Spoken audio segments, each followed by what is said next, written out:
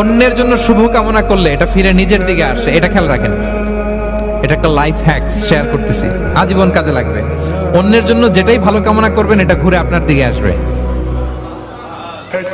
অনেকে বলে হুজুর ওর জন্য দোয়া করে আমার কি লাভ? নিজের জন্য আল্লাহ আমারে মাফ করে দাও, আল্লাহ আমারে সমৃদ্ধি দাও, আল্লাহ আমার বেতন বাড়াও, আল্লাহ আমার ব্যবসায় বরকত দাও, আল্লাহ আমার ছেলেরা হাফেজ বানাও, আল্লাহ আমার বউ, আল্লাহ আমার মেয়ে, আল্লাহ আমার আমার আমার সব আমার ভালো আপনি চাচ্ছেন নিজের জন্য, অন্যদের জন্যও চান। আল্লাহ আমার সব ভাইদেরকে মাফ করো, আল্লাহ আল্লাহ আমার গোটা মুসলিম উম্মাকে তুমি বরকত দাও, কল্যাণ দাও, নেতৃত্বে আসার তৌফিক দাও, আল্লাহ সবাইকে সুস্বাস্থ্য দাও। এটা ফিরে আপনার দিকে আসবে।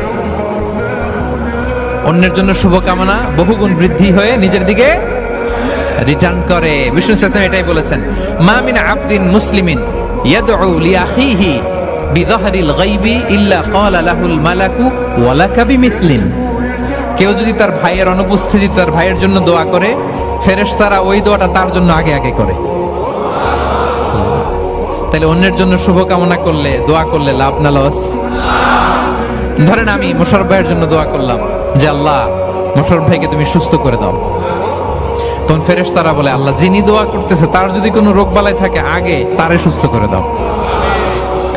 ধরেন আমি বেলায়েত ভাইয়ের জন্য দোয়া করতেছি, আল্লাহ বেলায়েত ভাইয়ের এই সমস্যা আল্লাহ তুমি দূর করে দাও,